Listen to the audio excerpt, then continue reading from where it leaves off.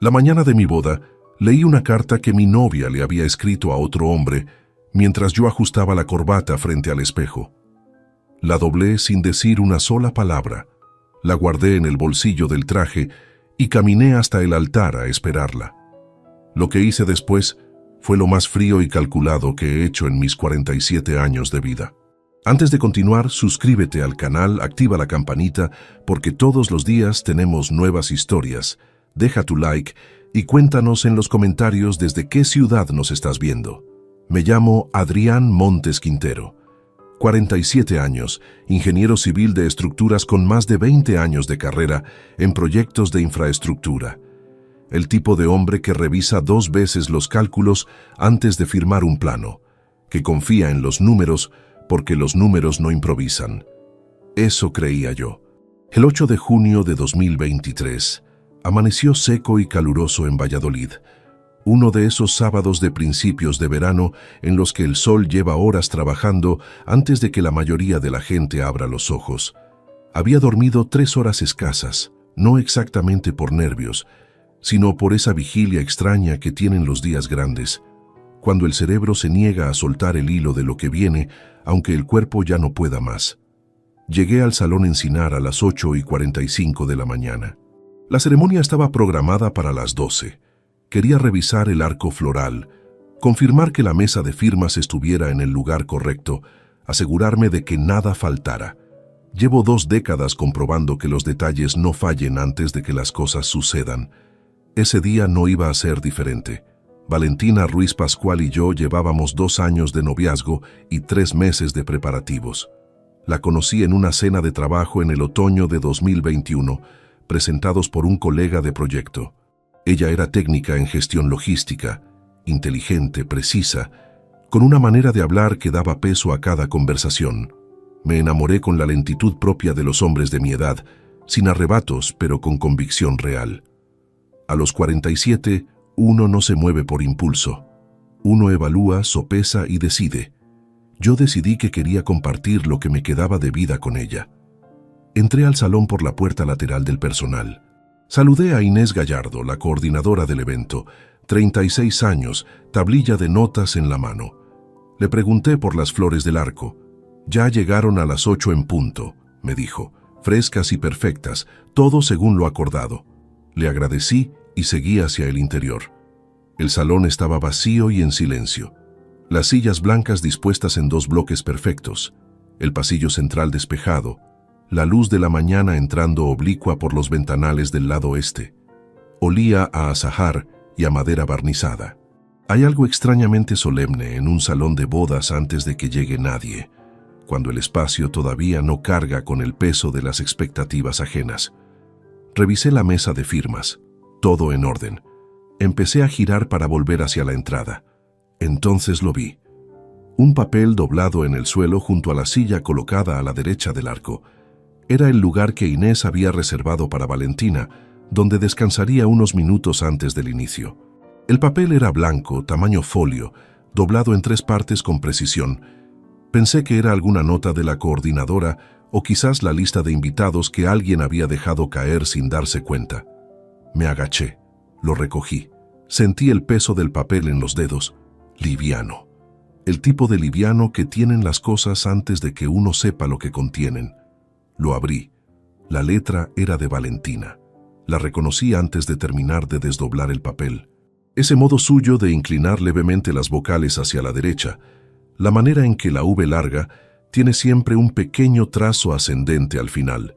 Había visto esa letra en notas pegadas en la nevera, en tarjetas de cumpleaños, en los márgenes de los presupuestos que revisábamos juntos los domingos. Leí: hoy me caso y solo pienso en ti. Ojalá fueras tú el que me espera en ese altar, siempre tuya. Leí el resto. No era larga. 12 líneas escritas a mano esa misma mañana. Tinta azul, papel sin membrete. Decía que lo amaba desde hacía años, que había intentado olvidarlo, que casarse con otro hombre no cambiaba lo que llevaba dentro, que le escribía porque necesitaba sacarlo del pecho aunque él nunca lo leyera, porque a veces es la única manera de seguir cargando con ciertas cosas. Al final, la firma, su nombre, y debajo, una sola palabra: Germán. Permanecí de pie en ese salón vacío con el papel entre las manos. No sé cuánto tiempo pasó. El tiempo hizo esa cosa que hace cuando recibe un impacto que no esperaba. Se dilata y se aplana al mismo tiempo. Oí el zumbido del aire acondicionado en el techo. Escuché el ruido seco de mis zapatos sobre el parquet cuando di un paso hacia atrás. Sentí el calor del papel entre los dedos como si tuviera temperatura propia. No lloré, no grité, no rompí nada. Soy ingeniero de estructuras. Cuando una estructura muestra señales de fallo, lo primero que se hace no es reaccionar. Lo primero que se hace es evaluar el daño completo, documentar cada grieta y después decidir. Reaccionar antes de evaluar es lo que convierte un fallo controlable en un derrumbe total. Doblé la carta como la había encontrado. 3 pliegues limpios. La guardé en el bolsillo interior izquierdo del traje, el único que tenía cierre. Respiré. Miré el arco de flores blancas al fondo del salón. Pensé en Nicolás, mi hijo de 23 años, que llegaría en menos de una hora con la corbata mal anudada como siempre, cargando la cámara que había comprado especialmente para ese día. Pensé en los 142 invitados despertando en sus casas y hoteles. Pensé en los 17.800 euros que había transferido 3 semanas antes para cerrar la reserva del salón. Y tomé una decisión, no por debilidad ni por miedo al escándalo, sino porque un papel en el bolsillo de un marido vale infinitamente más como prueba que el mismo papel usado para montar una escena en la puerta del salón, porque si Valentina quería entrar al matrimonio con una carta para otro hombre, iba a descubrir que yo también sabía exactamente cómo se documenta un fallo estructural antes de proceder al derribo. Me puse frente al espejo del pasillo de entrada. Ajusté el nudo de la corbata. El hombre que me devolvió la mirada ya no era el mismo que había entrado al salón 20 minutos antes. A las 9:15 llegaron los primeros empleados del catering. Yo los saludé con una sonrisa. A las 11:50, Borja Salas Herrero, 49 años, amigo desde los tiempos de universidad, se colocó a mi derecha frente al altar y me puso una mano en el hombro. «Estás extraño», dijo en voz baja. No como pregunta, como constatación. «Llevo 3 horas de pie», respondí. Me observó unos segundos más de lo necesario. Luego apartó la vista. «Borja y yo nos conocemos desde hace 26 años. Sabe distinguir cuándo una respuesta cierra una conversación y cuándo simplemente la aplaza. Esa vez decidió no insistir. El salón estaba lleno. 142 personas distribuidas entre las sillas blancas que yo mismo había recorrido en silencio horas antes. Había flores en cada extremo de los bancos, luz suave entrando desde los ventanales del este, el murmullo discreto de las conversaciones que siempre preceden a estos actos. Nicolás ocupaba la primera fila con la chaqueta oscura que le había comprado 3 semanas atrás, porque la suya tenía una mancha irreparable. Me encontró desde su asiento y levantó el pulgar con esa sonrisa suya que todavía guarda algo de crío. Asentí. No fui capaz de devolverle el gesto entero, solo lo justo para que no notara nada. A las 12:04 comenzó la música. Valentina entró del brazo de su padre, Emilio Ruiz Castellano, 71 años, hombre callado y recto al que siempre había respetado. Llevaba un vestido de corte recto, el pelo recogido hacia atrás, los pendientes de perla que yo le había regalado el día de su último cumpleaños. Caminaba despacio, mirando hacia el altar. Me miró a mí. Sonrió. Sostuve esa mirada con todo el control disponible, que en aquel momento era considerable, porque el dolor ya había descargado su primer golpe horas antes en ese salón vacío. Lo que quedaba en el pecho no era urgencia de llorar, sino algo más parecido al hormigón en las primeras horas. Todavía maleable por fuera, endureciéndose por dentro a una velocidad que nadie puede detener. El oficiante fue Ramón Pedraza Vidal, amigo de la familia de ella desde hace décadas. Habló de compromiso, de los años que construyen una vida compartida, de la confianza como cimiento de todo lo demás. Escuché cada palabra con una mitad del cerebro. Con la otra repasaba lo que tenía. una carta escrita esa misma mañana, tinta azul, 12 líneas, firmada con un nombre que no era el mío. No era un recuerdo antiguo ni un arrebato pasajero. Era presente activo. Era presente mientras yo estaba a metros de distancia, ajustándome el nudo de la corbata sin saber nada. Cuando llegaron los votos, Valentina habló primero. Su voz salió firme y sin titubeos. Las palabras eran exactamente las que habíamos acordado juntos semanas atrás, revisadas en voz alta un domingo por la mañana en la cocina, mientras tomábamos café. Habló de lealtad, de respeto, de construir algo que resistiera el paso del tiempo. Cada sílaba colocada en su sitio, con una naturalidad que habría conmovido a cualquiera en ese salón. Yo la escuché con una atención que nunca antes había puesto en ninguna conversación con ella. El tipo de escucha que se aprende cuando hay que determinar si los cimientos de algo aguantan o si la superficie está cubriendo un fallo que ya no tiene reparación posible. Luego me tocó a mí. Dije mis votos completos, voz estable, ojos sobre ella, sin saltarme una línea. No porque quisiera prolongar ninguna ilusión, sino porque 142 personas y una cámara de vídeo estaban registrando a un hombre que actuó con plena buena fe hasta el último segundo. Eso, desde la perspectiva de lo que vendría después, tenía un peso legal que no podía sacrificar por un gesto de dignidad mal calculado. Un ingeniero no retira la estructura de soporte antes de tener listos los refuerzos definitivos. Firmamos los documentos sobre la mesa de firmas. El bolígrafo era plateado y pesado, de esos que los salones reservan para que la fotografía quede bien encuadrada. Mi firma quedó en el papel junto a la suya. 47 días después, iniciaría el proceso para que esa firma dejara de producir efectos. Pero en ese momento solo lo sabía yo. El banquete se extendió hasta las 7 de la tarde. Comí sin registrar el sabor. Brindé cuando correspondía. Respondí preguntas sobre el viaje de luna de miel, Tenerife, 8 días reservados desde hacía 3 meses. Borja se acercó en 2 ocasiones distintas. La primera para decirme que estaba contento por mí. La segunda, con la tarde ya vencida, para preguntarme en voz muy baja si estaba bien de verdad. Mejor que nunca, dije. Me creyó o eligió creerme. No volvió a mostrar el gesto de duda. A las 7:40, Valentina y yo subimos al coche que nos llevaría al hotel. Ella apoyó la cabeza en mi hombro durante el trayecto y cerró los ojos. Había pasado horas moviéndose por el salón con esa soltura suya que yo siempre había admirado. Ahora respiraba despacio y yo notaba el peso de su cabeza sobre la tela del traje, exactamente encima del bolsillo donde había estado la carta antes de guardarla en el sobre marrón que cerré con celo esa misma mañana. Miré por la ventanilla los edificios de Valladolid desfilando bajo la luz anaranjada del atardecer y recordé algo que me dijo mi padre cuando yo era estudiante aprendiendo a leer planos estructurales.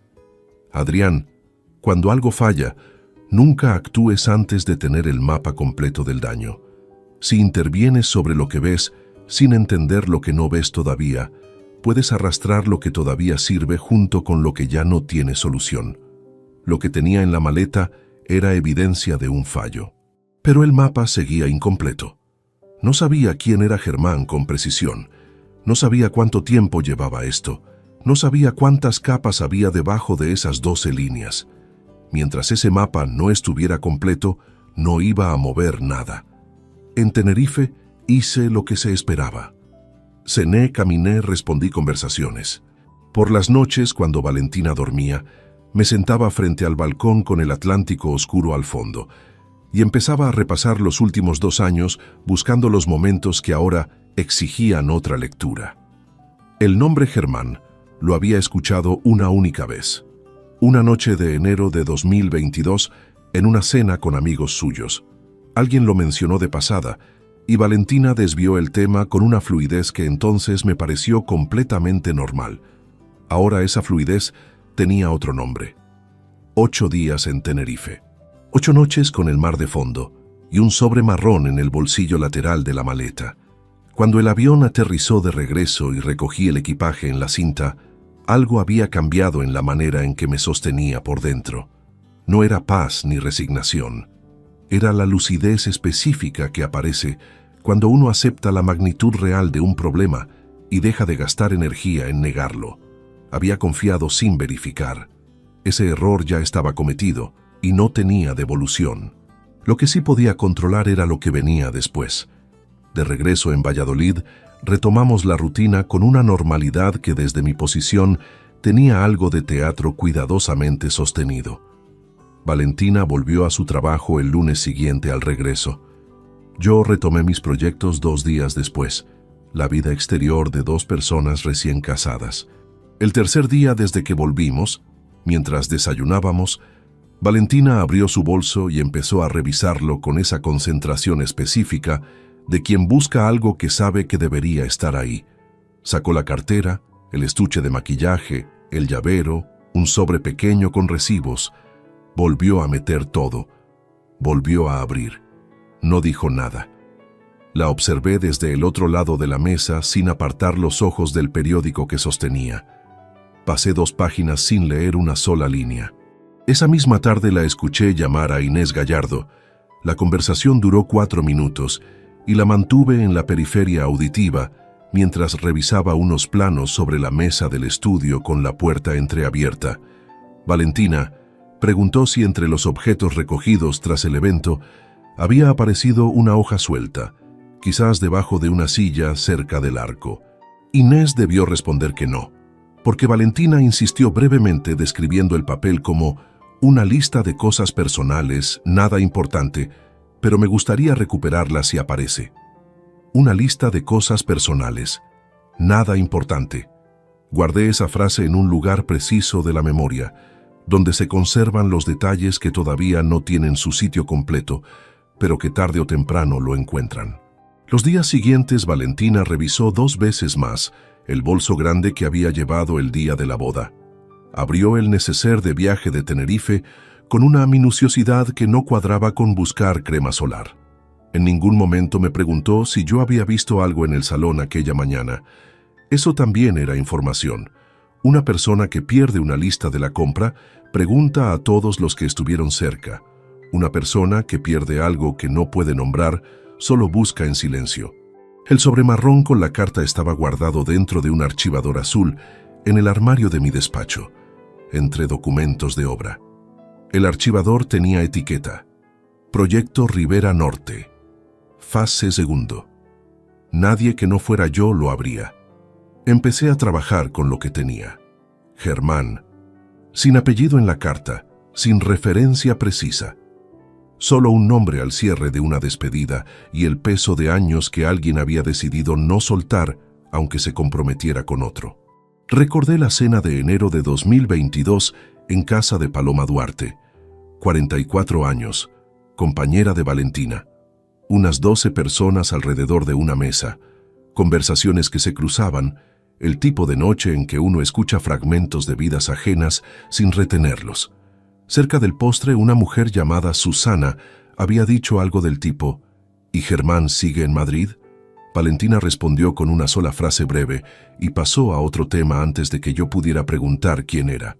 En ese momento no vi ninguna razón para insistir. Ahora esa noche volvía entera con una nitidez completamente distinta. Conclusiones provisionales. Germán había estado en Madrid al menos en los primeros meses del noviazgo. Era conocido por personas del entorno laboral de Valentina. Tenía suficiente presencia en ese círculo como para aparecer con naturalidad en una sobremesa. Llamé a Borja el miércoles de la segunda semana. Quedamos a comer en el restaurante Los Caños, mesa del fondo. Le conté lo esencial sin mostrarle la carta, solo los hechos. Había encontrado algo el día de la boda que necesitaba entender antes de actuar. Le pedí que no hiciera preguntas todavía. Borja me observó unos segundos con esa expresión suya que combina preocupación real con respeto absoluto hacia los ritmos ajenos. ¿Estás seguro de que quieres saber el resto?, preguntó. Necesito el mapa completo antes de mover nada, respondí. Asintió despacio. Dime qué necesitas. Le pedí que averiguara discreta y pausadamente si en el entorno laboral de Valentina alguien conocía a un Germán con vínculos en Madrid. Sin urgencia, sin preguntas directas. Solo prestar atención si el nombre aparecía de manera natural en alguna conversación. Borja aceptó sin exigir más contexto. Al volver esa tarde, Valentina estaba en la cocina con música en el altavoz pequeño que siempre usa cuando cocina. Un bolero instrumental que había escuchado cientos de veces en ese piso. Me preguntó si prefería pasta o arroz. Le dije que lo que ella hubiera elegido estaba bien. Me instalé en el sofá con el correo del trabajo mientras el olor a ajo dorado se extendía por el pasillo. Era una escena completamente cotidiana. 12 líneas de tinta azul separaban esa imagen de todo lo que había sido antes. Durante los días siguientes, revisé mentalmente los 2 años de noviazgo con la distancia analítica que da saber algo que entonces no sabía. Identifiqué 5 momentos que en su momento dejé pasar y que ahora exigían otro encuadre. El primero. En marzo de 2022, Valentina recibió una llamada mientras cenábamos fuera. Se levantó de la mesa para contestar y tardó 9 minutos. Al volver, dijo que era Lorena con un problema de trabajo. El segundo, ese mismo verano canceló una escapada de fin de semana que llevábamos un mes planeando alegando un contratiempo laboral. 3 semanas después, supe por un comentario casual que ese fin de semana había estado en Madrid por una reunión que surgió de última hora. El tercero, en septiembre de 2022, encontré un contacto en su teléfono cuando me pidió que buscara el número de la ferretería. El nombre era solo una inicial y un apellido. No pregunté nada. Seguí buscando lo que me había pedido. El cuarto, en enero de 2023, pasó 2 noches seguidas durmiendo mal. Me dijo que tenía un proceso complejo en la empresa. Lo acepté sin profundizar, porque yo mismo atravesaba el tramo más exigente de un proyecto en esas semanas. El quinto fue el más transparente en retrospectiva. Una tarde de marzo de 2023, 2 meses y medio antes de la boda, la encontré terminando una conversación por mensaje con una expresión que tardó 3 segundos en neutralizarse al verme entrar. 3 segundos. En ese momento, los atribuí al agotamiento de los preparativos. Ahora sabía exactamente lo que eran. 5 momentos repartidos en 2 años. 5 señales que no fueron invisibles. Yo simplemente elegí no buscarlas porque no tenía motivo para hacerlo. Esa fue la primera vez que me senté frente a mi propio error con la honestidad que requería. No había sido traicionado únicamente por Valentina, también por mi propia certeza de que lo que veía era la totalidad de lo que existía. Eso no me convertía en responsable de nada, pero tampoco me permitía ignorarlo. El mapa seguía sin completarse. Faltaba la pieza central, saber exactamente quién era Germán Ibáñez y qué dimensión real tenía todo aquello más allá de 12 líneas escritas una mañana de junio. Esa pieza tardó 10 días más en aparecer. Borja me llamó el jueves de la 3ª semana desde que regresamos de Tenerife. No usó el móvil habitual ni me dejó mensaje escrito. Me llamó desde un teléfono fijo del bar donde desayuna los jueves, cosa que no hacía desde que éramos estudiantes y necesitábamos cierta privacidad para hablar de algo sin dejar rastro. Ese solo gesto ya era información suficiente. Quedamos esa misma tarde en el Parque del Pisuerga, junto al embarcadero de madera que siempre está desierto entre semana pasadas las 5. Borja llegó antes que yo, manos en los bolsillos con esa expresión específica de quien carga algo que no le resulta cómodo entregar. Se sentó a mi lado. Guardó silencio casi 1 minuto completo. Luego habló. Germán Ibáñez Crespo, 44 años. Trabaja en una consultoría de logística en Madrid. Se conocieron en la universidad en Salamanca. Fueron pareja 4 años, entre el 98 y el 2002. Hice el cálculo en segundos. Valentina tenía 43. Cuando esa relación comenzó, rondaba los 18 o 19 años. Cuando terminó, 23. Primera pareja seria. El tipo de historia que marca los bordes de una persona de una manera que las siguientes relaciones no siempre logran borrar del todo. ¿Cómo llegaste a él?, pregunté. Paloma Duarte, la colega suya de la cena de enero del 22. Coincidimos el martes en una inauguración. Introduje el nombre de manera indirecta, sin urgencia. No tardó 10 segundos en ubicarlo. ¿Qué dijo exactamente? Borja cruzó los brazos antes de responder que fueron inseparables en la carrera, que él se marchó a Madrid al terminar los estudios y que la distancia acabó con la relación formalmente, pero que nunca habían cortado del todo. Esas fueron sus palabras exactas. Nunca habían cortado del todo. Las repetí en silencio porque necesitaban ocupar espacio real antes de que pudiera procesarlas correctamente. ¿Sabe, Paloma, que estamos casados? Sí. Le dije que eras amigo mío y que te estaba ayudando con un asunto. No añadió nada más. Yo tampoco pregunté. Le agradecí. Me puso una mano en el hombro brevemente. Nos separamos sin más palabras. Hay amistades que entienden cuando el silencio es la forma más honesta de estar presente. Caminé solo durante 40 minutos por la orilla antes de volver al coche. 4 años de relación universitaria, 22 años transcurridos desde entonces, y sin embargo, un hilo que ninguno de los dos había soltado por completo. No era nostalgia que despierta de golpe. Era una conexión sostenida con cuidado durante décadas, mantenida activa mientras ella construía un noviazgo de 2 años conmigo, planificaba una boda, firmaba documentos con mi apellido a continuación del suyo. Al llegar a casa, Valentina leía en el sofá con las piernas recogidas. Me preguntó si había comido algo. Le dije que sí. Una conversación de 30 segundos antes de que me retirara al estudio con la excusa del correo pendiente. Saqué el archivador azul. Abrí el sobre marrón. Leí la carta por segunda vez desde el 8 de junio. La primera lectura había sucedido en estado de impacto agudo, de pie en un salón vacío, con el corazón funcionando a una velocidad que todavía recordaba físicamente. Esta segunda lectura fue otra cosa, lenta, metódica, buscando capas que la urgencia inicial no había permitido examinar. Una frase en particular cambió de significado completamente. He intentado olvidarte durante años. Pensé que casarme era la manera de cerrar algo que nunca terminé de cerrar bien. La primera vez, eso fue una puñalada directa. La segunda vez fue una cronología. No hablaba de semanas ni de meses de duda previa a la ceremonia. Hablaba de años. El matrimonio no era un punto de partida entusiasta. Era un intento consciente de clausura de algo que ella misma reconocía no haber logrado cerrar nunca. Una decisión tomada no desde la plenitud, sino desde la necesidad de poner límites a algo que se negaba a terminar solo. Consideré si Germán sabía que ella se casaba ese día. La carta no tenía saludo ni destinatario visible. Era la escritura de alguien que vuelca algo hacia afuera sin certeza de que llegará a ojos ajenos. Podía ser un texto que nunca pensó enviar. Podía ser un ritual privado que guardaba en el bolso como quien necesita nombrar lo que carga antes de cruzar un umbral sin retorno. La intención de enviársela o no era secundaria en este punto. Lo que importaba era que esas palabras existían, escritas esa mañana, con fecha implícita en cada línea. Cerré el sobre con el mismo cuidado con que lo había abierto. Lo devolví al archivador. Apoyé los codos sobre el tablero de la mesa y permanecí inmóvil mirando la madera.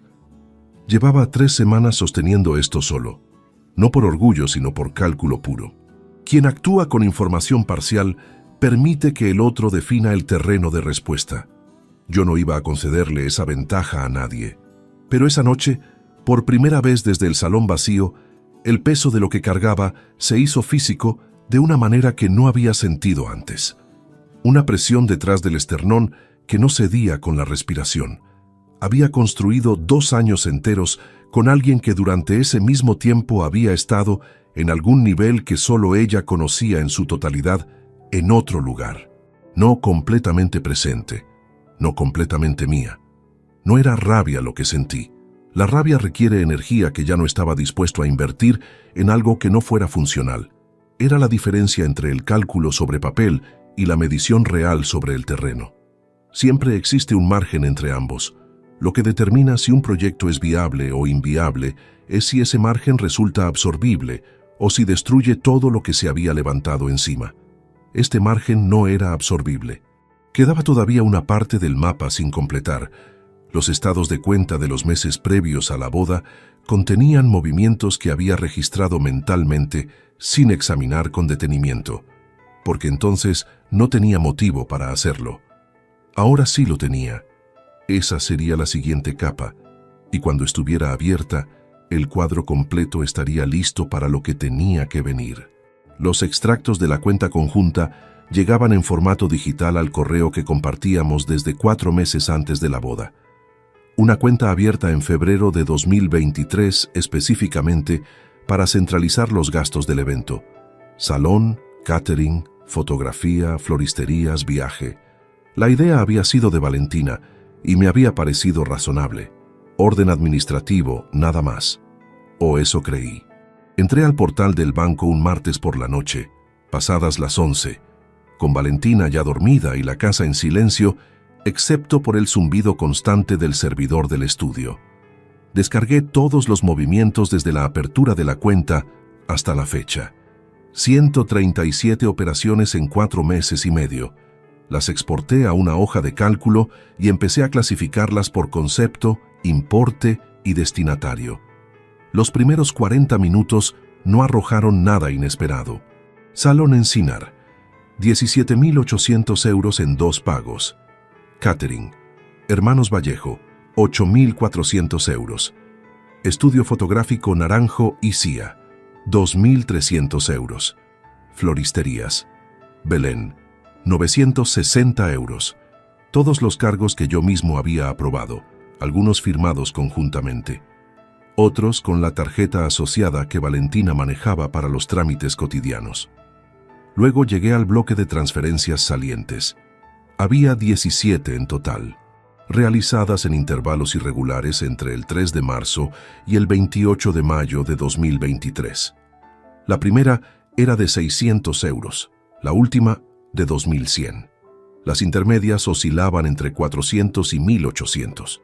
Todas dirigidas al mismo número de cuenta con domiciliación en una entidad bancaria de Madrid. No había concepto escrito en ninguna de ellas. El campo de descripción aparecía en blanco en todas. 17 transferencias. Suma exacta, 18.400 euros. Me recosté en la silla y observé la pantalla sin moverme durante un tiempo que no registré con precisión. El ventilador del portátil funcionaba a una cadencia regular. Desde el pasillo llegaba el silencio de una casa dormida. 18.400 euros transferidos desde una cuenta conjunta de gastos de boda hacia una cuenta en Madrid, sin concepto declarado, durante los 3 meses previos a la ceremonia. Una cuenta cuyo titular tendría que determinar. Anoté el número completo en una hoja aparte. Luego imprimí los extractos relevantes, los metí en una carpeta nueva y los guardé detrás del archivador azul, con el mismo orden con que archivo los planos de obra. Cronológico, numerado, sin elementos sueltos. Esa noche no dormí más de 2 horas. No por angustia, sino porque el cerebro, cuando recibe un input de esa magnitud con estructura verificable, no abandona el procesamiento, aunque el cuerpo reclame descanso. Revisé 3 veces los cálculos. Las sumas cuadraban cada vez. A la mañana siguiente me levanté antes que Valentina. Preparé café, recogí el periódico del buzón, lo dejé sobre la mesa. Cuando ella entró a la cocina con el pelo todavía suelto y los ojos entrecerrados por el sueño, le pregunté si quería tostadas. «Con tomate», dijo. Las preparé. Le serví el café con la cantidad exacta de leche que siempre prefiere. Desayunamos frente a frente durante 20 minutos. En ningún momento parpadeé antes de tiempo. Esa tarde llamé a Borja y le pedí un favor diferente al anterior. Necesitaba saber si existía manera de identificar al titular de un número de cuenta bancaria sin tener acceso a los sistemas internos del banco. Borja estudió empresariales y lleva años en el sector financiero. Sabe dónde están los límites de lo que es posible. Su respuesta llegó en menos de 1 hora. Sin una orden judicial o una denuncia formal previa, acceder a esa información directamente es imposible por vía privada. Pero hay un camino alternativo. Un abogado especializado puede incluir esa solicitud dentro de una demanda civil si hay indicios documentados de perjuicio económico. El juzgado requiere entonces al banco que identifique al titular. Eso significaba que necesitaba abrir el proceso legal antes de obtener esa información específica, no al revés. Necesito un abogado, dije. ¿Matrimonialista o civil? Los dos a la vez, si es posible. Borja tardó 48 horas en conseguirme el contacto de Marisol Fuentes Rueda, 46 años, abogada con despacho en la calle Santiago, especializada en derecho matrimonial y patrimonial. Borja la conocía por una separación que había gestionado para un colega suyo 3 años atrás. Su referencia fue breve y concreta. Meticulosa, discreta, no pierde el tiempo. La llamé ese mismo jueves. Concerté cita para el lunes siguiente. El fin de semana transcurrió con una superficie doméstica completamente ordinaria. El sábado fuimos a cenar con Emilio Ruiz, el padre de Valentina, y su segunda mujer, Concepción Bravo, a un restaurante del centro. Conversación pausada sobre el trabajo de cada uno. Algún comentario sobre el calor de ese julio. Emilio me preguntó por un proyecto que le había mencionado meses atrás. Le respondí con detalle porque era información real, y hablar de trabajo me mantenía en un registro en el que no necesitaba calcular cada expresión. Al volver, Valentina dijo que su padre parecía contento con nosotros. Asentí y entré al baño. Me apoyé en el lavabo con las 2 manos y observé mi propio reflejo durante unos segundos. Tenía el aspecto de un hombre cansado, no de uno que está desmoronándose. La diferencia entre ambas cosas a veces es solo de postura y de dónde se ponen los ojos. El domingo por la tarde, mientras Valentina llamaba a Lorena desde la habitación, abrí por última vez la hoja de cálculo. Verifiqué que todo estuviera correcto. Imprimí una copia adicional y la guardé en el maletín que llevo al trabajo, en el compartimento interior con cierre de cremallera. El lunes a las 10 tenía cita con la abogada. Iba a entrar a ese despacho con una carta original, 17 extractos bancarios, 5 episodios documentados en notas escritas a mano y 22 años de historia ajena reconstruida a partir de una conversación de sobremesa y una frase que Borja había traído del otro lado de la ciudad. No era poco, pero lo que más pesaba no era el material. Era la certeza, ya sin fisuras, de que lo que había creído estar construyendo durante 2 años había tenido desde el principio una grieta en el núcleo que nadie me había señalado y que yo no había tenido la precaución de buscar. La cita con Marisol Fuentes no era el final de nada. Era el momento en que el diagnóstico dejaba de ser privado y empezaba a tener consecuencias verificables. El despacho de Marisol Fuentes Rueda estaba en un segundo piso de la calle Santiago, en un edificio de fachada discreta que no tenía placa visible desde la calle. Solo un portero automático con el nombre de la firma grabado en una plaquita de metal pequeña.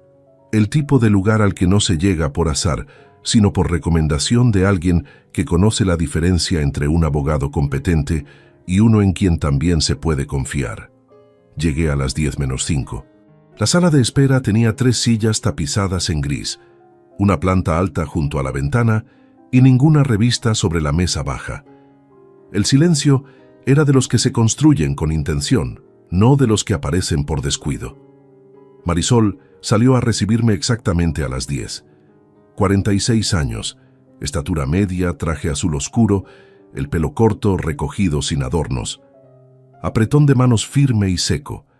No hubo intercambio de cortesía antes de entrar al despacho y sentarnos frente a frente. Hablé durante 20 minutos sin interrupción. Le entregué la carpeta con los 17 movimientos bancarios impresos. Le describí las circunstancias en que había encontrado el papel sobre el parquet del salón la mañana del 8 de junio y le mostré una copia del documento original.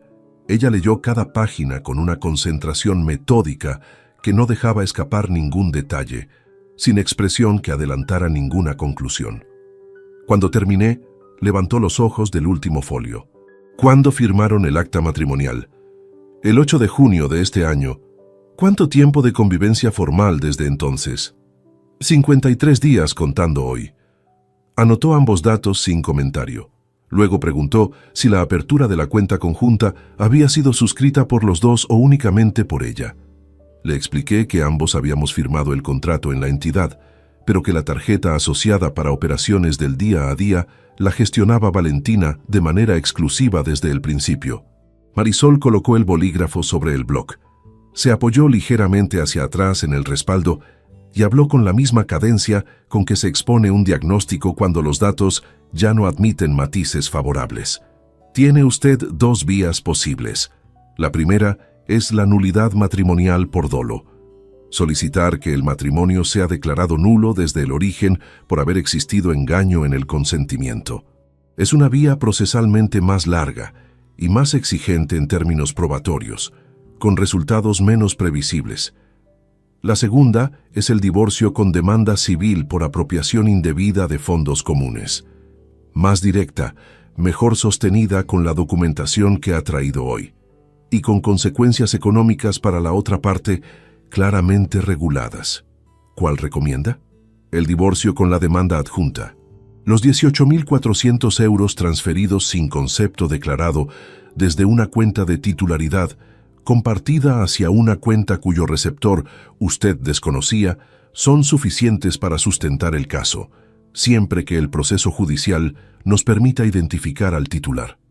La carta aporta contexto motivacional, pero el núcleo jurídico del expediente son los movimientos bancarios. Esos no se interpretan, se suman y se atribuyen. Tomó el bolígrafo de nuevo y empezó a escribir con trazo uniforme. Necesito que firme hoy una autorización de representación. Desde mañana inicio la solicitud al juzgado de primera instancia para la identificación del titular de la cuenta de destino.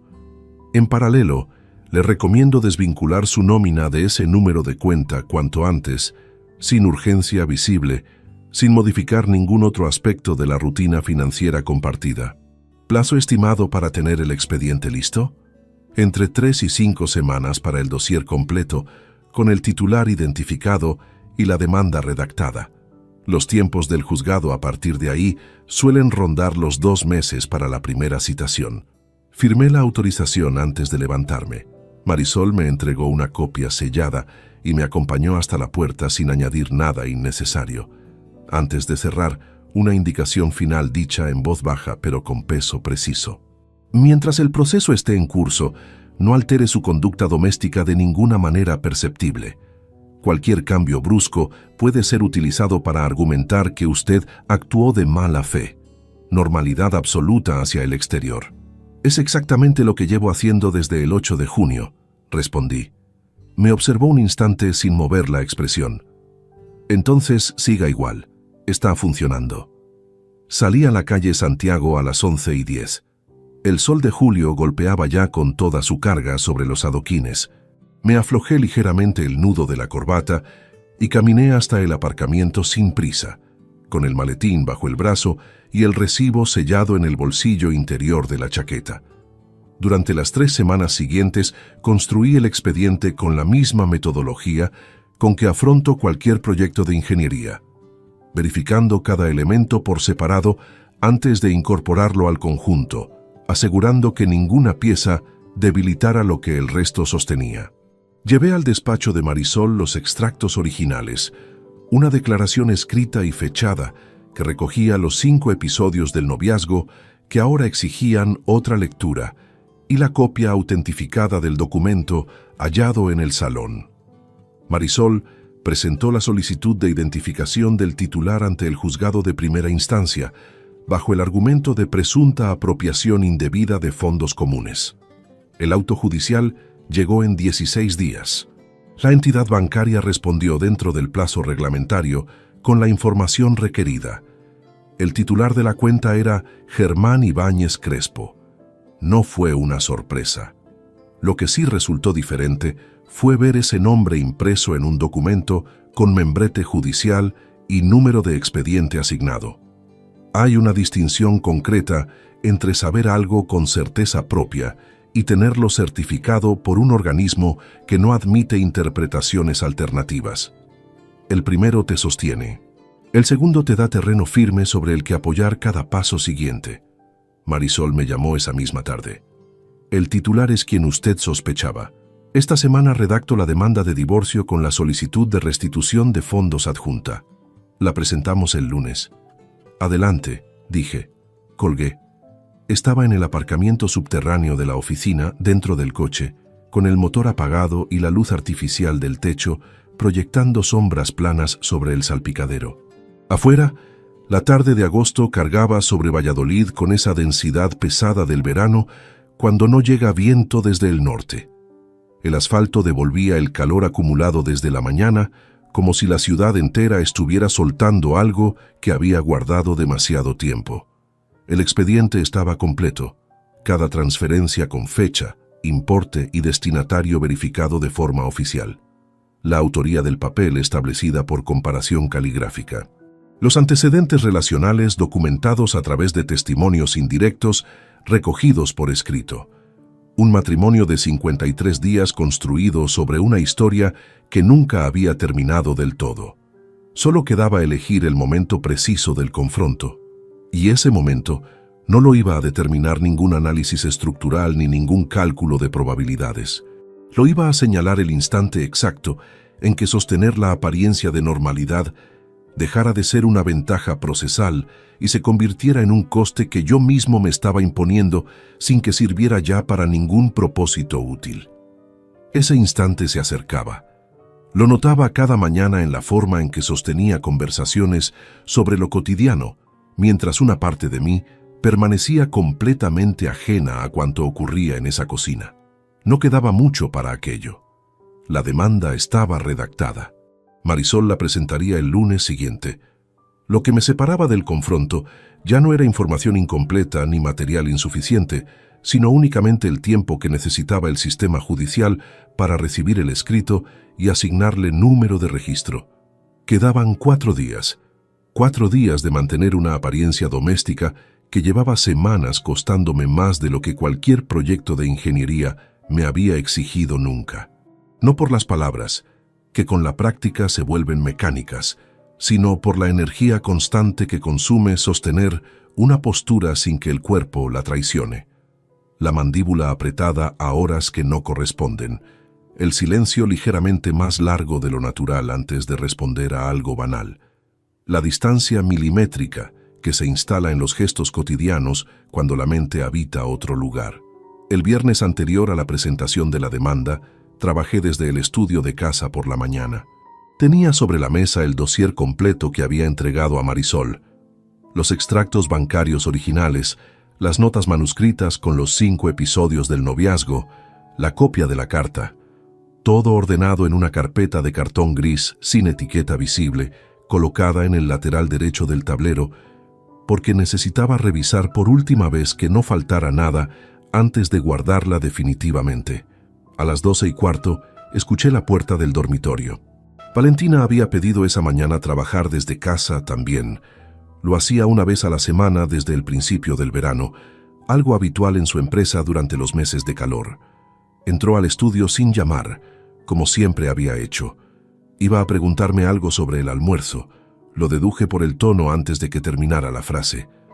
Pero sus ojos cayeron sobre la carpeta gris un segundo antes de que yo pudiera desplazar el brazo de manera natural hacia ella. ¿Qué es eso? Levanté la vista despacio. Nivel de calma total. Especificaciones de la fase de cimentación del proyecto en Aranda. Me las enviaron anoche y necesito revisarlas antes del lunes.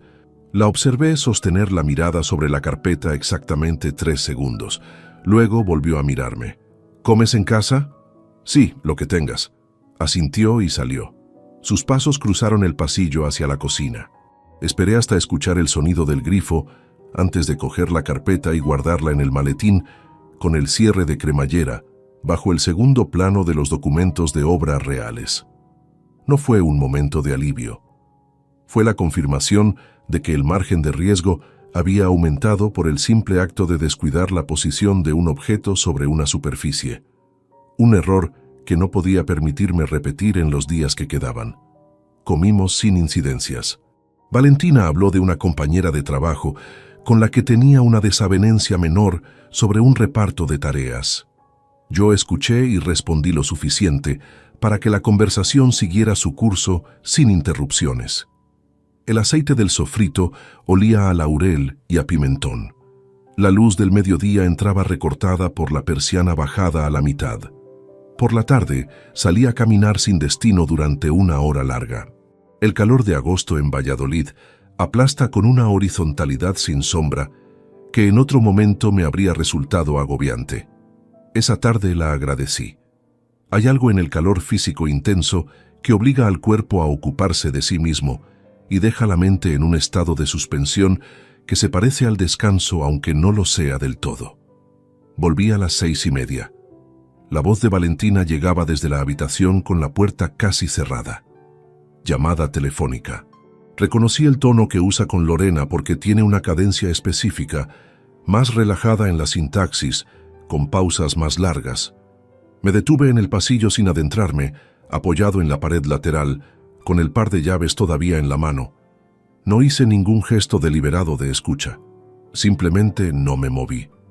Ya está todo bastante calmado. Creo que lo peor ha pasado. Silencio. Lorena respondía algo.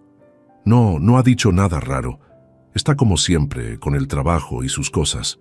Ya sabes cómo es. Otra pausa. El papel no apareció, ya lo he dado por perdido.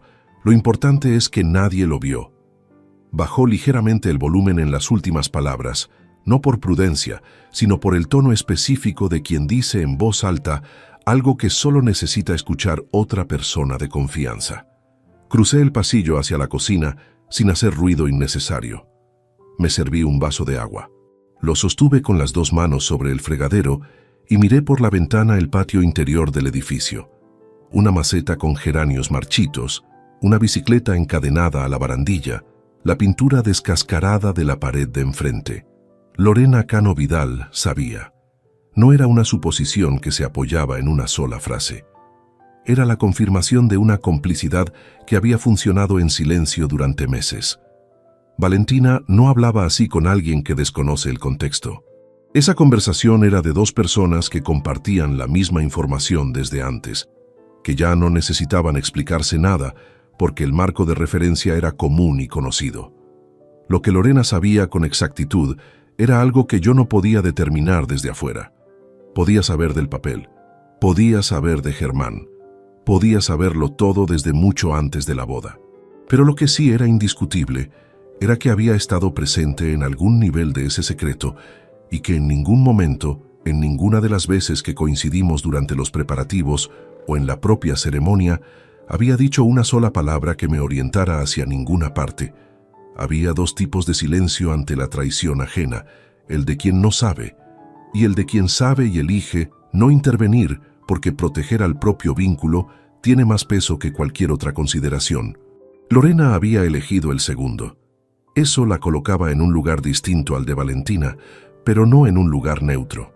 Esa noche, después de cenar, cuando Valentina ya había entrado a ducharse, saqué el bloc de notas del cajón del escritorio. En la última página, debajo de los 5 episodios del noivazgo que ya tenía registrados, escribí una línea nueva. Lorena Cano Vidal. Cómplice por omisión deliberada. Sin fecha de inicio conocida. Guardé el bloc. Cerré el cajón. El lunes siguiente Marisol presentaría la demanda. El reloj de esa fase ya había comenzado y nada de lo que ocurriera dentro de ese piso en los días restantes iba a alterar su marcha. Pero el nombre de Lorena ya formaba parte del expediente personal que yo llevaba en la cabeza. No como pieza jurídica, como dato de contexto que determina, cuando llega el momento de establecer distancias definitivas, a quién se aleja uno y por qué razón exacta. Esa claridad no llegó con rabia. Llegó con la frialdad específica de quien ha terminado de trazar los límites de un perímetro y ya no necesita revisar si están bien puestos. Estaban. La demanda quedó registrada en el juzgado de primera instancia el lunes 28 de julio de 2023 a las 9:40 de la mañana. Marisol me envió el acuse de recibo por correo al mediodía con un mensaje de 3 líneas: número de expediente, nombre del juzgado asignado, fecha estimada de primera citación. Nada más. No hacía falta nada más. Guardé el correo en una carpeta de la bandeja de entrada que había etiquetado como Proyecto Reestructuración y continué con el informe de carga que tenía sobre el tablero. Desde ese momento el proceso tenía autonomía propia. Marisol llevaría el ritmo procesal. Yo solo debía mantener lo que llevaba semanas manteniendo: una rutina exterior sin grietas visibles. Lo que no había calculado con precisión era el coste acumulado de esa exigencia sobre un cuerpo que ya llevaba 2 meses sin descanso real. Las noches de agosto se habían vuelto difíciles de una manera específica. No era insomnio declarado, sino una vigilia intermitente. Dormía 4 o 5 horas, despertaba sin razón aparente y permanecía tumbado en la oscuridad, escuchando la respiración pausada de Valentina a mi lado. En esos minutos, entre la madrugada y el amanecer, el control que durante el día funcionaba de manera casi automática, cedía ligeramente, y lo que quedaba debajo no era rabia, sino algo más parecido al agotamiento profundo de quien ha estado sosteniendo peso durante demasiado tiempo sin soltar ni un segundo. Algunas de esas noches me levanté, iba al estudio, encendía solo la lámpara del escritorio y me sentaba sin abrir ningún documento. Solo estar en otro cuarto, respirar un aire que no compartía con nadie en ese momento, ya suponía una diferencia que el cuerpo agradecía con una intensidad que me resultó sorprendente la primera vez que lo noté. El almuerzo familiar del domingo 10 de agosto lo propuso Valentina a principios de semana. Su padre Emilio, Concepción, Nicolás, ella y yo. Un restaurante del centro al que Emilio era aficionado desde hacía años, con una terraza cubierta, que en verano funciona bien cuando el calor cede hacia el mediodía. No tenía motivo estructural para rechazarlo. Fui. La mesa estaba reservada a la 1:30. Llegamos todos con escasos minutos de diferencia. Nicolás apareció el último, con la chaqueta que no había usado desde la boda arrugada en los hombros y el pelo sin peinar de una manera que en otro momento me habría sacado una sonrisa. Se sentó frente a mí. Pedimos. La conversación se repartió entre los temas habituales de esa clase de almuerzos: el trabajo de Emilio en la gestoría, los planes de Concepción para el otoño, la reforma que Nicolás seguía postergando en su piso. Yo hablé lo suficiente, participé en los momentos que correspondía, bebí agua. El calor de agosto aplastaba la terraza cubierta con una densidad que hacía el aire un poco más espeso de lo que resultaba cómodo. Fue durante los postres. Valentina lanzó el comentario con una ligereza que cualquiera en esa mesa habría interpretado como observación afectuosa de esposa reciente. Últimamente Adrián está muy en su mundo, muy callado, muy encerrado en el trabajo. Hay que llamarle 2 veces para que conteste. Sonrió mientras lo decía. Emilio asintió con comprensión. Concepción hizo un comentario vago sobre los hombres y las épocas de mucho proyecto. Entonces Nicolás dejó el tenedor sobre el plato y me miró directamente. Padre, con todo el respeto, eso no es nuevo. Siempre has sido el que ponía el trabajo por delante mientras la vida ocurría a tu alrededor sin que te enteraras. El silencio que siguió duró quizás 4 segundos. Emilio miró hacia la calle. Concepción removió el café. Valentina sostuvo una expresión neutra que yo no fui capaz de interpretar con claridad, porque en ese momento tenía los ojos puestos en mi hijo, 23 años. La convicción específica de esa edad de que la franqueza sin filtro es una virtud, sin comprender todavía que la misma frase cambia completamente de peso según el momento en que se coloca y el contexto que quien la escucha está cargando en ese instante. No respondí. Tomé el vaso de agua, bebí despacio y continué en la conversación general, como si la frase hubiera pasado sin dejar huella visible. Pero sí la dejó. No porque fuera injusta en abstracto. Yo había trabajado mucho durante los años que Nicolás creció. Había llegado tarde a demasiadas cenas, había postergado demasiados fines de semana, había estado presente físicamente en muchos momentos sin estarlo del todo. Eso era cierto, y no tenía ningún argumento honesto con el que rebatirlo en términos generales. Lo que sí era completamente ajeno a la realidad era el momento y el escenario que Valentina había facilitado para que esa frase cayera en público. Decirla en una mesa familiar mientras ella observaba con una expresión que esperaba mi reacción no era franqueza de hijo preocupado. Era un golpe colocado en el único lugar en que yo no podía defenderme sin revelar lo que todavía no debía revelar. Valentina lo sabía, no sé si Nicolás lo sabía, Esa diferencia importaba. Al volver a casa por la tarde caminé durante 40 minutos por el paseo del Espolón antes de subir. Las familias que paseaban con niños, los grupos de jóvenes en las terrazas, el ruido sordo de la ciudad de verano mezclado con el calor residual del asfalto. En algún punto del recorrido, me senté en un banco frente al río y estuve inmóvil unos minutos, con las manos apoyadas en las rodillas. Pensé por primera vez desde junio en la posibilidad de no confrontar. Simplemente gestionar el divorcio desde la distancia, trasladarme a otro domicilio, dejar que el proceso judicial siguiera su marcha sin el peso añadido de una escena final. Había gente que lo hacía así, que prefería la limpieza quirúrgica a la exposición del confronto directo. Permanecí con esa idea el tiempo necesario para reconocerla honestamente. Luego la descarté, no por necesidad de venganza, sino porque Valentina merecía saber que yo encontré ese papel una mañana de junio, y que lo que vino después fue exactamente lo que vine construyendo durante semanas, mientras ella cenaba frente a mí y dormía a mi lado, convencida de que nadie sabía nada. Merecía sostener eso, y yo necesitaba decírselo en persona, mirándola, sin urgencia y sin ruido, para poder cerrar ese capítulo sin ningún fleco suelto que me siguiera años después. La decisión estaba tomada desde antes. Ese banco junto al río solo me la confirmó. Volví al piso a las 8 menos cuarto. Valentina preparaba algo en la cocina con la radio encendida. Me saludó desde el pasillo. Le respondí. Me cambié de ropa en el dormitorio y me instalé en el sillón del estudio con un libro que no llegué a leer. Marisol había dicho entre 2 y 3 semanas para la primera citación desde la presentación de la demanda. Quedaba poco, y Nicolás, cuando llegara el momento de conocer la verdad completa, iba a tener que decidir cómo vivir con la certeza de haber disparado esa frase en el único almuerzo en que su padre cargaba todo aquello sin que nadie a esa mesa lo supiera todavía. Eso también tendría su propio desenlace. Más adelante, a su tiempo. El miércoles 20 de agosto de 2023, Marisol me llamó a las 6 de la tarde.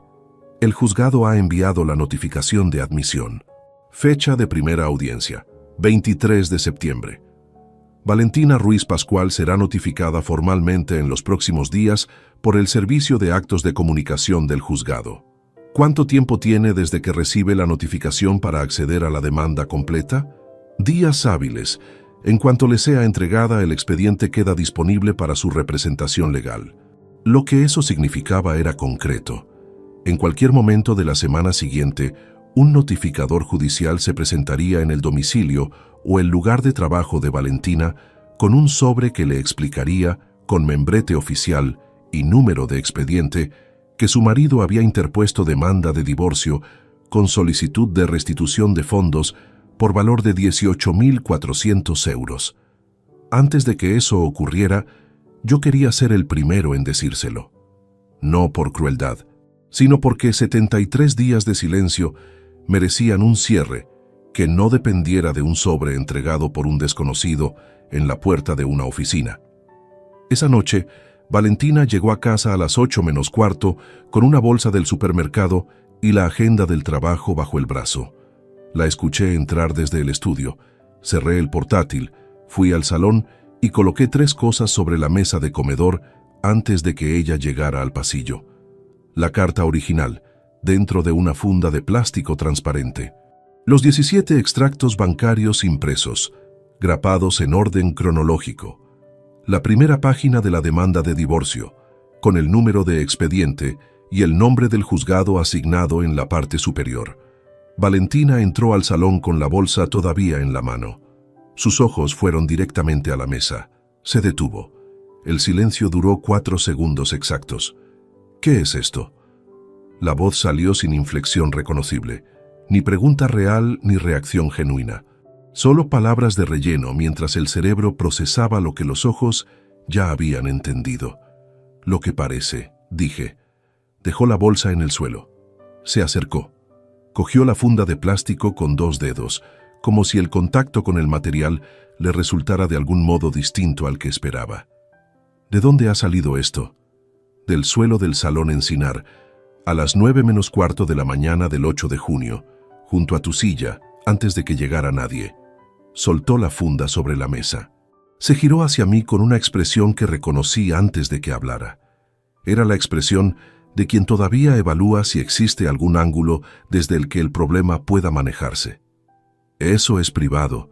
No tenías ningún derecho a leerlo. Era un papel en el suelo de un salón donde yo estaba. Sin nombre, sin sobre. No había ningún marcador externo de privacidad. Sabes perfectamente a quién iba dirigido. Lo supe cuando lo leí. Dio 2 pasos hacia la ventana y luego volvió. El movimiento de quien necesita cambiar el espacio físico porque el que ocupa se ha vuelto demasiado estrecho. Fue un momento de debilidad, una carta que nunca pensé enviar. No significa lo que tú estás interpretando. No respondí de inmediato. Señalé los extractos bancarios sobre la mesa. Eso también fue un momento de debilidad. Fijó la vista en los papeles. La velocidad con que procesó lo que representaban fue visible en la manera en que la mandíbula se tensó levemente antes de volver a hablar. Las transferencias eran para cubrir un gasto que no quería mezclar con la cuenta principal. 17 transferencias a lo largo de 3 meses a una cuenta a nombre de Germán Ibáñez Crespo, sin concepto declarado, desde una cuenta abierta conjuntamente para los gastos de la boda. Hablé con la cadencia específica que uso cuando reviso una hoja de cálculo con un cliente. El juzgado tiene el mismo documento que tienes tú ahora mismo sobre esa mesa. El silencio que siguió fue completamente distinto a los anteriores. No era el silencio de alguien que busca un argumento de respuesta. Era el silencio de quien acaba de entender que los ángulos disponibles se han cerrado todos al mismo tiempo. Valentina se sentó en la silla más cercana. No como gesto de rendición, sino como acto mecánico del cuerpo, cuando la carga supera lo que las piernas pueden seguir sosteniendo. ¿Cuánto tiempo llevas sabiendo todo esto? Desde aquella mañana de junio. Me miró con una expresión de capas. Debajo de lo que fuera que sentía, había algo que se parecía a la incredulidad genuina de quien descubre que la persona que tenía delante no era exactamente quien creía que era. En eso teníamos algo en común. ¿Y no dijiste nada en todo este tiempo? Necesitaba el cuadro completo antes de actuar. Fue la primera decisión que tomé esa mañana. Pasaron varios segundos. Valentina apoyó los codos en las rodillas y cruzó los dedos delante de la boca. La luz de la tarde entraba de lado por la ventana del salón, proyectando una sombra larga y oblicua sobre el suelo de madera. ¿Hay algo que pueda decirte que cambie algo? La pregunta no era manipulación. Era una pregunta real, formulada desde un lugar de agotamiento genuino. Lo reconocí porque sonaba exactamente como me había sonado a mí mismo en el banco junto al Pisuerga cuando consideré la posibilidad de no llegar a este momento. No, dije. Sin pausa, sin dureza añadida, solo la respuesta correcta. Se levantó. Tomó la primera página de la demanda y la leyó entera. La dejó sobre los extractos con un gesto que ya no tenía ninguna carga performativa. Solo el gesto de alguien que termina de leer lo que ya no puede dejar de haber leído. ¿Cuándo quieres que me vaya? Esta semana, asintió. No hubo llanto, no hubo acusaciones adicionales, no hubo ninguna de las escenas que este tipo de conversaciones suelen convocar cuando ocurren entre personas que no han agotado previamente todas sus reservas emocionales. Los dos las habíamos agotado, cada uno por su lado, mucho antes de llegar a esa tarde. Valentina recogió la bolsa del supermercado del suelo y entró a la cocina. Escuché cómo colocaba las cosas en la nevera con sus movimientos habituales, el mismo orden de siempre, como si el peso de los últimos 20 minutos pudiera absorberse simplemente ejecutando el siguiente gesto previsto. Yo permanecí en el salón con los documentos sobre la mesa. 73 días habían pasado desde el 8 de junio. 73 días de extractos revisados por las noches, de conversaciones medidas al milímetro, de madrugadas en el estudio con la lámpara encendida y la casa dormida alrededor. Recogí los papeles uno por uno. Los guardé en la carpeta gris. El cierre produjo un clic seco y preciso al cerrarse, y dejé la carpeta sobre el aparador junto a las llaves del coche. Afuera, Agosto seguía aplastando Valladolid con esa luz de final de tarde que tiene un tono dorado y polvoriento que no se parece a ninguna otra hora del día. No sentí alivio, no sentí satisfacción. Sentí el peso específico de algo que termina cuando ya ha durado demasiado y la extraña ligereza que deja detrás cuando por fin suelta. Valentina salió del piso el jueves 22 de agosto con 4 maletas, 2 cajas de cartón y el cuadro pequeño de cerámica que colgaba en el pasillo, regalo de su madre. Yo no estaba cuando se fue. Había acordado con Borja quedar ese mediodía en Los Caños para no coincidir en un espacio que durante los días previos había adoptado la atmósfera densa de los sitios donde 2 personas se mueven sin hablarse más de lo estrictamente necesario. Cuando volví por la tarde, el piso tenía el silencio distinto de los espacios que acaban de vaciarse de alguien, no vacío de objetos, sino de presencia. El cuadro del pasillo dejó una marca clara en la pared, un rectángulo ligeramente más oscuro donde el polvo no había llegado durante meses. Lo miré unos segundos y continué hacia el estudio. El proceso judicial siguió su curso con la regularidad administrativa que tienen estas cosas cuando están bien documentadas, y ninguna parte puede objetar lo que los papeles dicen de manera inequívoca. Marisol me mantuvo informado con mensajes breves al cierre de cada jornada relevante. La representación legal que Valentina contrató, un abogado de nombre Aurelio Pino Casares, intentó durante las primeras semanas argumentar que las transferencias correspondían a acuerdos verbales previos entre ambas partes sobre gastos comunes no declarados formalmente. El problema con ese argumento era que cada gasto legítimo de la boda tenía factura, contrato y recibo. Todos y cada uno. No había ninguna partida sin respaldo escrito. Aurelio Pino lo sabía. Marisol también. El juzgado lo verificó con la misma claridad en cuanto abrió la carpeta. La audiencia del 23 de septiembre duró 55 minutos. No estuve presente en la sala porque Marisol me lo había desaconsejado. En los procedimientos de divorcio con demanda civil adjunta, la presencia de ambas partes durante la fase inicial genera tensión sin aportar ningún valor procesal. Esperé en un café a 200 metros del juzgado, con un cortado delante, y los planos de un proyecto sobre la mesa que no revisé ni una sola vez. Marisol llegó caminando sin apresurarse. Valentina ha aceptado la restitución íntegra de los 18.400 euros más las costas procesales. El divorcio quedará formalizado cuando el juez dicte la resolución en un plazo de 15 a 20 días hábiles. ¿La defensa objetó algo? Lo intentaron con el argumento del acuerdo verbal.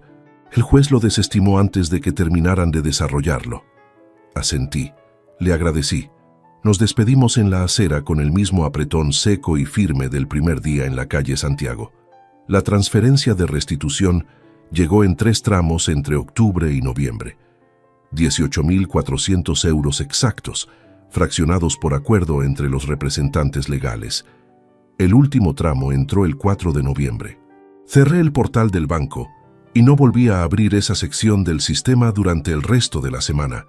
Lorena Cano Vidal intentó llamarme una vez, el segundo sábado de octubre. No respondí. Me envió un mensaje 2 días después que leí una sola vez y no contesté. No era rencor lo que me detenía. Era la certeza de que cualquier conversación con ella partiría de un terreno donde yo tendría que fingir que su silencio cómplice era una variable menor, y no estaba dispuesto a invertir energía en eso. Borré el mensaje, eliminé su número. No hubo ningún gesto dramático en ese acto, solo la economía básica de quien cierra puertas que no llevan a ningún lugar útil. Nicolás tardó 3 semanas en saber la verdad completa. Me llamó el martes 7 de octubre.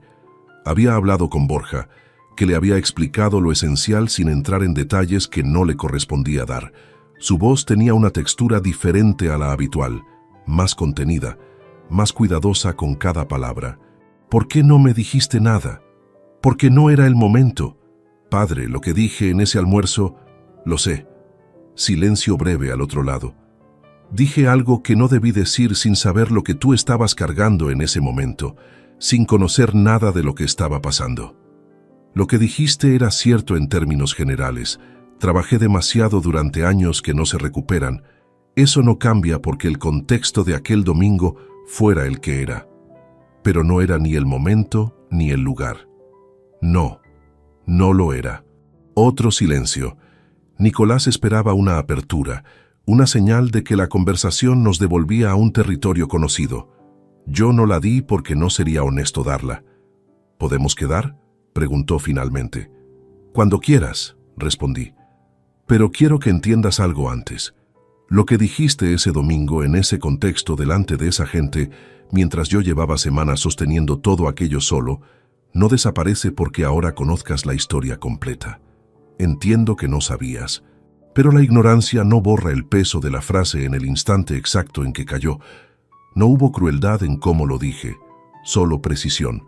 Significa que soy tu padre y seguiré siéndolo. Si necesitas algo, llamas. Si hay un problema, me lo dices. Pero la relación que teníamos antes de ese domingo no la vamos a recuperar como si nada hubiera ocurrido, porque eso sería mentirme a mí mismo y tampoco te lo mereces a ti. Nicolás tardó varios segundos.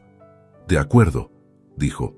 No con resignación, sino con la voz de alguien que acaba de entender que hay consecuencias que no se deshacen con una disculpa, por sincera que sea.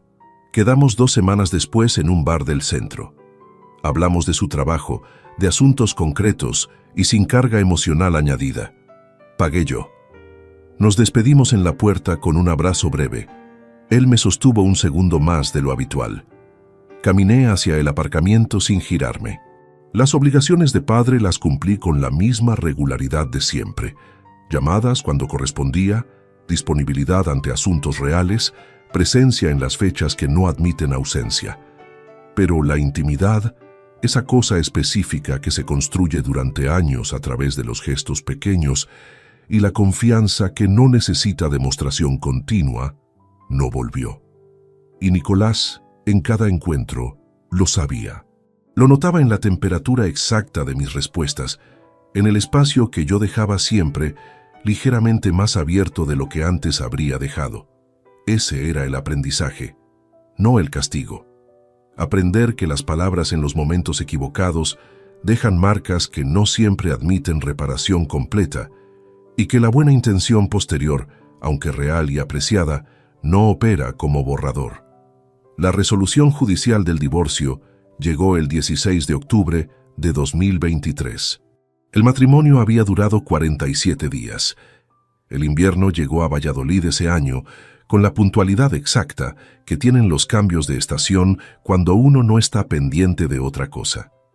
Las mañanas de noviembre traían una niebla baja que se pegaba a los puentes sobre el Pisuerga y borraba los bordes de los edificios hasta que el sol de las 10 la disolvía despacio.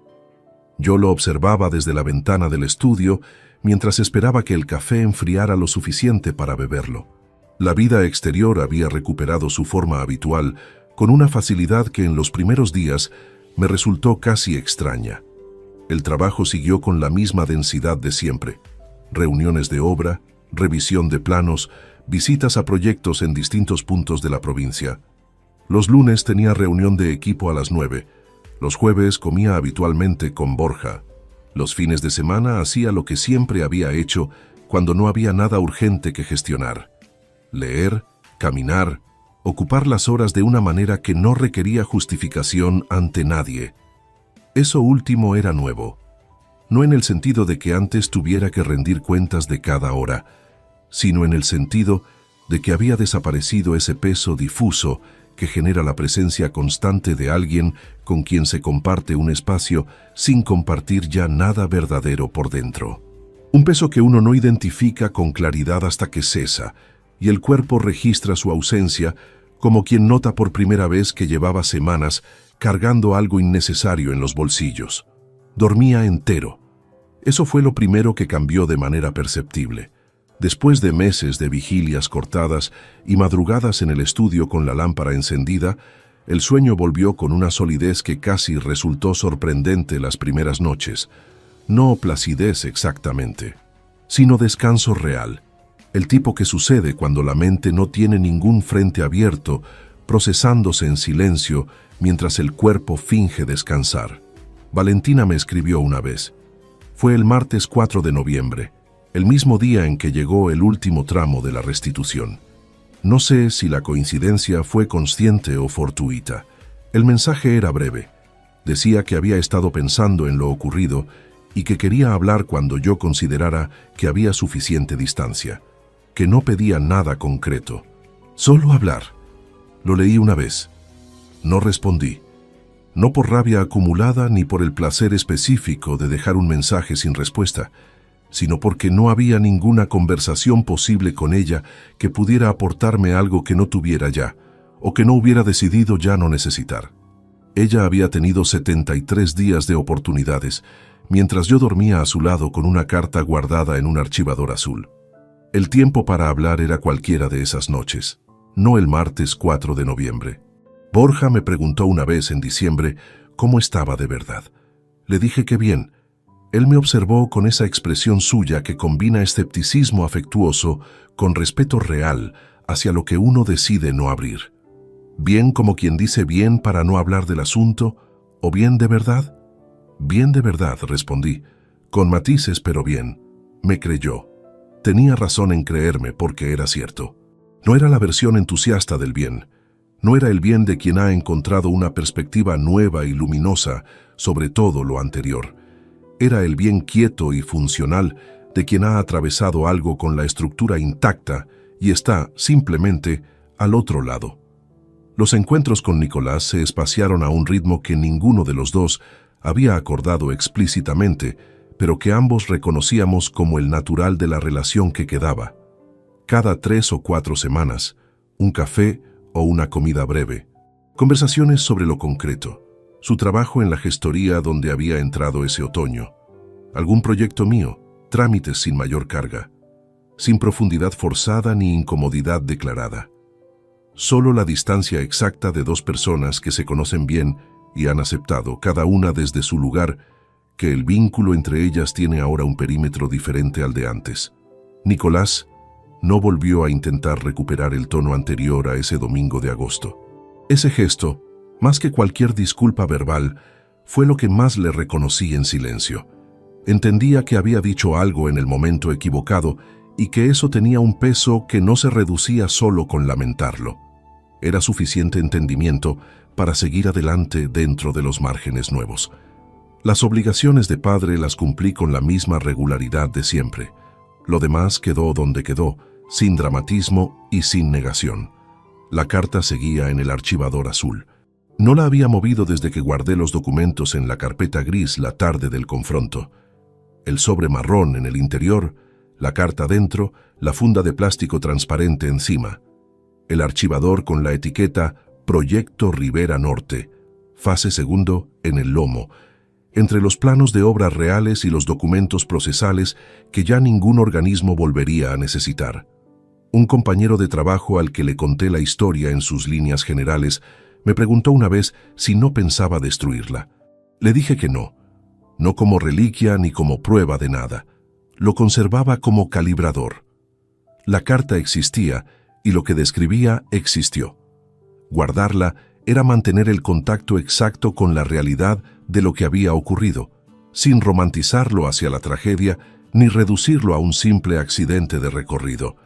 Fue lo que fue, con la precisión que tienen los hechos cuando no se les añade ni se les quita nada. En marzo de 2024, 9 meses después del 8 de junio, caminaba por el centro un sábado por la tarde cuando pasé frente al Salón Encinar por primera vez desde aquella mañana. La fachada era exactamente igual. El cartel en la entrada anunciaba una boda para esa misma tarde. Otro nombre, otra fecha, otro par de personas a punto de cruzar un umbral que para ellos todavía no cargaba con ningún peso. Me detuve unos segundos en la acera. No entré, solo observé la puerta lateral del personal, la misma por la que había accedido yo 9 meses atrás, con los planos de decoración en mente y la corbata ajustada, sin saber todavía lo que el siguiente cuarto de hora iba a colocar entre mis manos. Pensé en el hombre que entró por esa puerta aquella mañana, en la confianza específica que tenía, construida sobre 2 años de noviazgo y el convencimiento razonable de que lo que uno ve cuando mira de frente es la totalidad de lo que existe. Ese hombre no era ingenuo por naturaleza. Era un hombre que no había tenido razones para examinar con más profundidad porque nadie le había dado ninguna señal que lo requiriera. La diferencia entre ese hombre y el que estaba ahora en la acera no era desconfianza, era algo más preciso, la capacidad de reconocer que lo que no se examina no siempre revela sus grietas antes de que el fallo ya haya ocurrido, y que vivir con esa realidad no es cinismo, es honestidad sin adornos. Seguí caminando. El sol de marzo en Valladolid todavía guarda frío seco debajo, la clase de frío que recuerda que el invierno no ha soltado del todo aunque la luz ya haya cambiado de ángulo. Metí las manos en los bolsillos del abrigo. Los adoquines de la calle Mayor sonaron bajo los zapatos con ese ruido sólido y regular que tienen cuando uno camina sin prisa ni destino urgente. 47 días de matrimonio, 73 de silencio calculado, 18.400 euros devueltos al último céntimo, un archivador azul con etiqueta de obra en el estudio de un piso en Valladolid, y un hombre de 47 años que seguía caminando. Eso era suficiente. Si te gustó esta historia, dale like al video, suscríbete al canal y comparte tus impresiones en los comentarios. Para escuchar la próxima historia, haz clic en la caja de la izquierda. Gracias por vernos. Vamos una vez más por acá, huevón. Una noche más por acá, muchachos, con ustedes. Qué bueno verlos por acá. Aplausos. No lo merecemos, no lo merecemos. Después de un día tan berraco, huevón. Después de un día tan agitado. Aquí estamos. Invictus. Me gustó esto. ¿Cómo vamos, parceros? Buenas noches, háblamelo de Ledán. ¿Todo bien o qué? ¿Cómo estás, parcerito? Háblamelo, Pirlo. Pirlo 420 en la casa. ¿Cómo va, hermano? ¿Cómo va todo? ¿Cómo va todo, mi socio? ¿Qué es lo que es? ¿Cuál es la movida, parce? Papi, está lloviendo bien rico. Es la última... Yo creo que es la última lluvia de primavera, weón. No, bueno, lluvia de primavera. De hecho, principios de lluvia de primavera. Parcero, la verdad que hoy estoy muy bien, weón. A pesar de que casi no cuento la historia hoy, weón. Papi, me parto la cabeza. Literalmente. Papi, estaba moviendo unas cosas, me caí el camión, weón, me di como una vuelta para atrás, papi, y había una piedrota, marica. Por suerte que la cabeza no me cayó ahí, parce, pero sí me alcancé a doblar ¿cómo se llama eso? El tobillo, marica. Vamos una vez más por acá, weón. Una noche más por acá, muchachos, con ustedes. Qué bueno verlos por acá. Aplausos. No lo merecemos, no lo merecemos. Después de un día tan berraco, weón. Después de un día tan agitado. Aquí estamos. Invictus. Me gustó esto. ¿Cómo vamos, parceros? Buenas noches, háblamelo de Ledán. ¿Todo bien o qué? ¿Cómo estás, parcerito? Háblamelo, Pirlo. Pirlo 420 en la casa. ¿Cómo va, hermano? ¿Cómo va todo? ¿Cómo va todo, mi socio? ¿Qué es lo que es? ¿Cuál es la movida, parce? Papi, está lloviendo bien rico. Es la última... Yo creo que es la última lluvia de primavera, weón. No, bueno, lluvia de primavera. De hecho, principios de lluvia de primavera. Parcero, la verdad que hoy estoy muy bien, weón. A pesar de que casi no cuento la historia hoy, weón. Papi, me parto la cabeza. Literalmente. Papi, estaba moviendo unas cosas, me caí el camión, weón, me di como una vuelta para atrás, papi. Y había una piedrota, marica. Por suerte que la cabeza no me cayó ahí, parce, pero sí me alcancé a doblar ¿cómo se llama eso? El tobillo, marica. Vamos una vez más por acá, huevón. Una noche más por acá, muchachos, con ustedes. Qué bueno verlos por acá. Aplausos. No lo merecemos, no lo merecemos. Después de un día tan berraco, huevón. Después de un día tan agitado. Aquí estamos. Invictus. Me gustó esto. ¿Cómo vamos, parceros? Buenas noches, háblamelo de Ledán. ¿Todo bien o qué? ¿Cómo estás, parcerito? Háblamelo, Pirlo. Pirlo 420 en la casa. ¿Cómo va, hermano? ¿Cómo va todo? ¿Cómo va todo, mi socio? ¿Qué es lo que es? ¿Cuál es la movida, parce? Papi, está lloviendo bien rico. Es la última. Yo creo que es la última lluvia de primavera, weón. No, bueno, lluvia de primavera. De hecho, principios de lluvia de primavera. Parcero, la verdad que hoy estoy muy bien, weón. A pesar de que casi no cuento la historia hoy, weón. Papi, cae me parto la cabeza. Literalmente. Papi, estaba moviendo unas cosas, me caí el camión, weón, me di como una vuelta para atrás, papi, y había una piedrota, marica. Por suerte que la cabeza no me cayó ahí, parce, pero sí me alcancé a doblar ¿cómo se llama eso? El tobillo, marica. Vamos una vez más por acá, weón. Una noche más por acá, muchachos, con ustedes. Qué bueno verlos por acá. Aplausos, no lo merecemos, no lo merecemos. Después de un día tan berraco, weón. Después de un día tan agitado. Aquí estamos. Invictus. Me da gusto esto.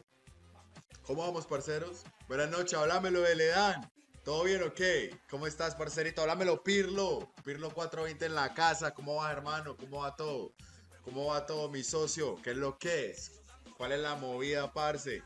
Papi, está lloviendo bien rico. Es la última. Yo creo que es la última lluvia de primavera, weón. No, bueno, lluvia de primavera. De hecho, principios de lluvia de primavera. Parcero, la verdad que hoy estoy muy bien, weón. A pesar de que casi no cuento la historia hoy, weón. Papi, cae me parto la cabeza. Literalmente. Papi, estaba moviendo unas cosas, me caí el camión, weón, me di como una vuelta para atrás, papi. Y había una piedrota, marica. Por suerte que la cabeza no me cayó ahí, parce, pero sí me alcancé a doblar ¿cómo se llama eso? El tobillo, marica. Vamos una vez más por acá, weón. Una noche más por acá, muchachos, con ustedes. Qué bueno verlos por acá. Aplausos, no lo merecemos, no lo merecemos. Después de un día tan berraco, weón. Después de un día tan agitado. Aquí estamos. Invictus. Me da gusto esto. ¿Cómo vamos, parceros? Buenas noches, háblamelo de Ledán. ¿Todo bien o qué? ¿Cómo estás, parcerito? Háblamelo, Pirlo. Pirlo 420 en la casa. ¿Cómo va, hermano? ¿Cómo va todo? ¿Cómo va todo, mi socio? ¿Qué es lo que es? ¿Cuál es la movida, parce? Papi, está lloviendo bien rico. Es la última. Yo creo que es la última lluvia de primavera, weón. No, bueno, lluvia de primavera. De hecho, principios de lluvia de primavera. Parcero, la verdad que hoy estoy muy bien, weón. A pesar de que casi no cuento la historia hoy, weón. Papi, cae me parto la cabeza. Literalmente. Papi, estaba moviendo unas cosas, me caí el camión, weón, me di como una vuelta para atrás, papi. Y había una piedrota, marica. Por suerte que la cabeza no me cayó ahí, parce, pero sí me alcancé a doblar ¿cómo se llama eso? El tobillo, marica. Vamos una vez más por acá, weón.